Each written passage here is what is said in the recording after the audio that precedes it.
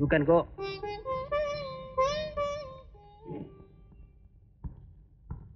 அருமையான வீடு, முதல் ஏலம் 50,000 ரூபாய். 50,000 ரூபாய். 60,000. 60,000.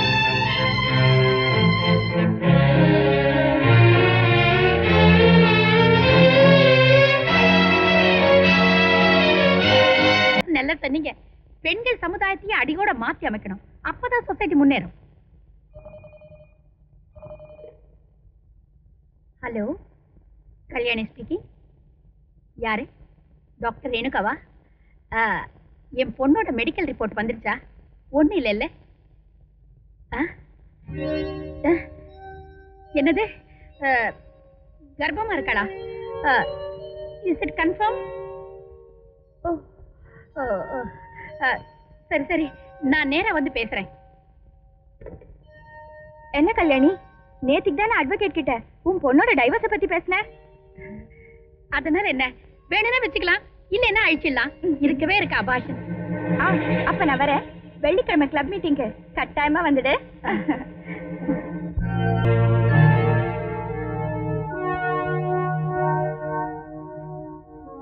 அண்ணி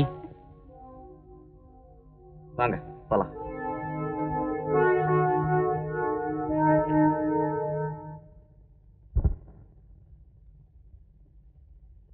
எல்லா இடத்துலயும் தேடி பார்த்துட்டேன், காணோம். அண்ணனும் அண்ணியும் இந்த ஊரை விட்டே போயிட்டாங்களோன்னு சந்தேகமா இருக்கு. பம்பாய்க்கு போன ராஜா அண்ணனும் எப்போ திரும்பி வருவாருன்னு தெரியல. ஒரு நிமிஷத்துல நான் மட்டும் உணர்ச்சி வசப்பட்டு அந்த வீட்டை விட்டு வெளியே வராம இருந்திருந்தா இன்னைக்கு இந்த நிலைமை ஏற்பட்டே இருக்காது. ஒரு குற்றவாளியா நான் இங்க நிக்கிறேன். என்ன மறந்துட்டு பேசுறீங்களா? அண்ணி, இந்த நிலைமையில நீங்க அழக்கூடாது. நீங்க கர்ப்பமா இருக்கிற விஷயம் தெரிஞ்சா பெரிய அண்ணன் அண்ணி எவ்வளவு சந்தோஷப்படுவாங்க தெரியுமா?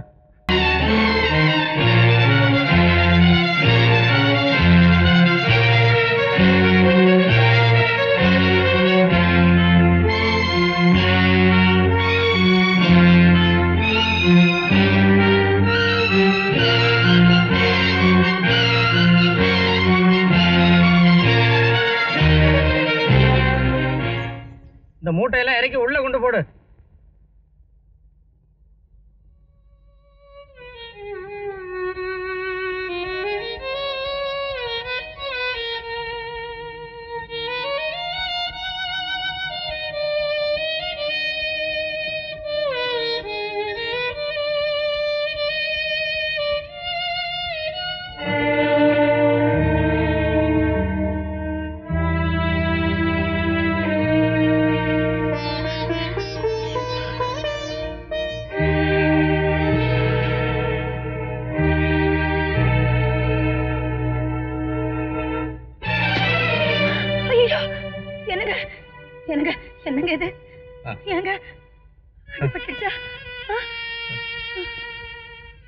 பார்வதி, நான் கல்லு மாதிரி இருக்கேன். நீ என்ன வேலை செய்யற? அப்படி இல்லைங்க, ஒரு வேளையாவது உங்க பசியை போக்க முடியும்னா அதனாலதான் நான் செஞ்ச தப்பு தாங்க. என்னங்க, உன்னை பார்க்கும்போது என் வயிறு எரியுது. நான் உயிரோடு இருந்து என்ன பிரயோஜனம்? என்னங்க, அந்த ஒரு வார்த்தை மாத்திரம் நீங்க சொல்லவே சொல்லாதீங்க. என்னால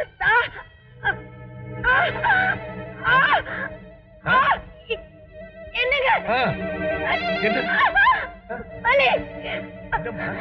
வயிற்றுக்குள்ள எரியுதுங்க.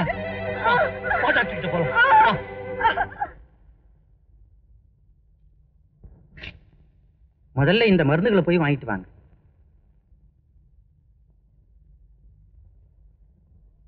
இந்த மருந்து என்ன விலையாகுது?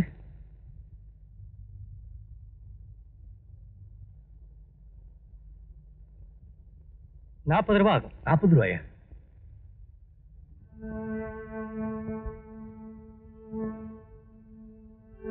பாரு,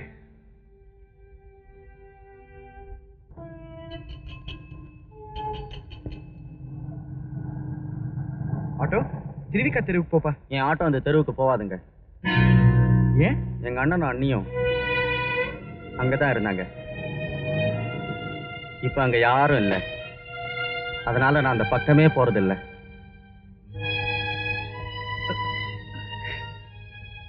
ரவி, எப்படி பார்க்க?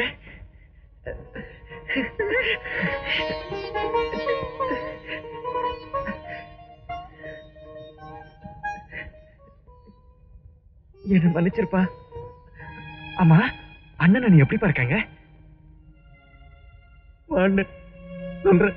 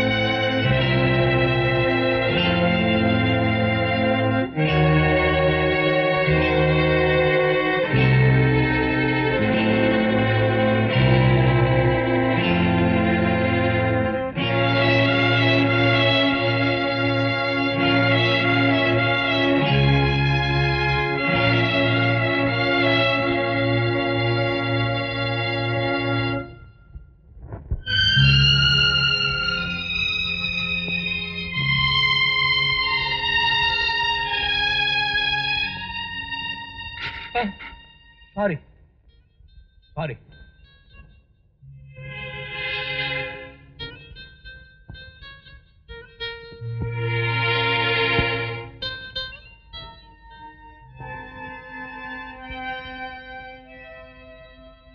பார்வதி,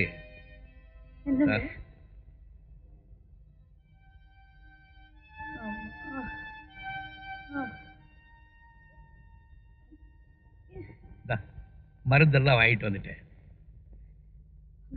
கண்ணாடி எங்க? கண்ணாடி அது மருந்து கடையில மறந்து வச்சுட்டு வந்திருப்பேன், போய் எடுத்துக்கிறேன். என்ன பாருங்க, உங்க கண்ணாடி வச்சுதானே இந்த மருந்தெல்லாம் வாங்கிட்டு வந்திருக்கீங்க. கண்ணாடியில இருந்து உங்களால சரியா பார்க்க முடியாது. நீங்க ரொம்ப கஷ்டப்படுவீங்களே. பார்வதி, உன் அன்பான முகம்தான் என் நெஞ்சில் அப்படியே பதிஞ்சு போயிருக்குதே.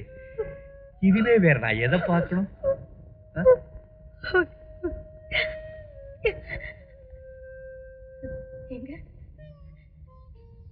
ரொம்ப வருஷத்துக்கு முன்னால நம்ம 2 பேரும் ஒண்ணு பேசிக்கிட்டோம். நடந்த மாதிரி இருக்கு. உங்களுக்கு ஞாபகம் இருக்கா? என்ன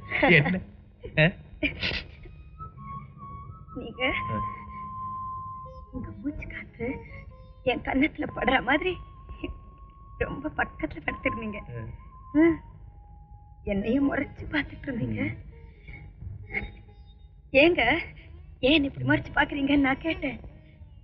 பார்வதி, நீ கொள்ள அழகல, என்னையே கேட்டீங்க. போங்க அப்படின்னு வெக்கப்பட்டு திரும்பி பார்த்துட்டேன்.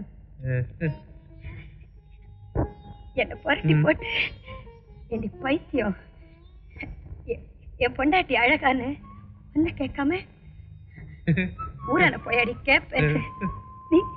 நீங்க நீங்க என்ன கேட்டீங்க? நான் சிரிச்சேன்.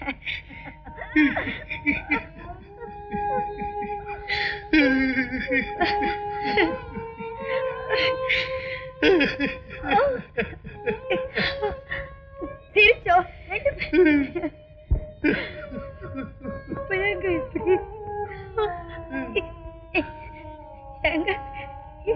சார், உங்களை பெரிய டாக்டர் கூப்பிடுறாரு.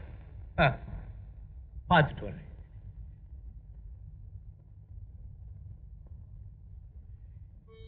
என்ன டாக்டர் கூப்பிட்டீங்களா? வாங்க உட்காருங்க. சங்கர், எக்ஸ்ரே எடுத்து பார்த்ததுல உங்க மனைவிக்கு அல்சர்னு தெரிஞ்சது. வேளைக்கு சாப்பிடாதனால குடல்ல புண்ணு ஏற்பட்டு ரத்தம் கசிய ஆரம்பிச்சிருக்கு. உடனே ஆபரேஷன் செஞ்சாங்க. ஆபரேஷனா டாக்டர்? சங்கர், உங்க பொசிஷன் எனக்கு நல்லா தெரியும். இந்த ஆபரேஷன் செலவு, இந்த ஆஸ்பத்திரியில தங்குற செலவு எல்லாத்தையும் நான் பாத்துக்கிறேன். ஆனா மருந்து செலவு மட்டும் நீங்க பாத்துக்கணும். எவ்வளவு டாக்டர் ஆகும்? ஏறத்தாழ 1000 ரூபாய் ஆகலாம். சரி டாக்டர். அம்மா! ஐயோ! ஐயோ! ஐயோ! கடவுளே! அருதி, என்ன என்ன பார்வதி? கொஞ்ச நாளா வந்து வலி இருக்குங்க. சரியா போயிடும் நினைச்சேன். என்னமோ தெரியல, இன்னைக்கு தாங்க முடியல. ஐயோ ஐயோ, இப்படியே செத்துட்டா தவிர போல இருக்குங்க. பயப்படாதம்மா, பயப்படாத. டாக்டர் உன் எக்ஸ்ரேயை பார்த்துட்டு உனக்கு ஒண்ணும் இல்லைன்னு சொல்லிட்டாரு. ஆமா, உனக்கு ஒண்ணும் இல்லைன்னு சொல்லிட்டாரு. நீங்க இருக்கும்போது எனக்கு என்னங்க பயம்? படுத்துங்க. இதோ இதோ நான் வரேன். பார்த்து போங்க, ஜாகிரதை.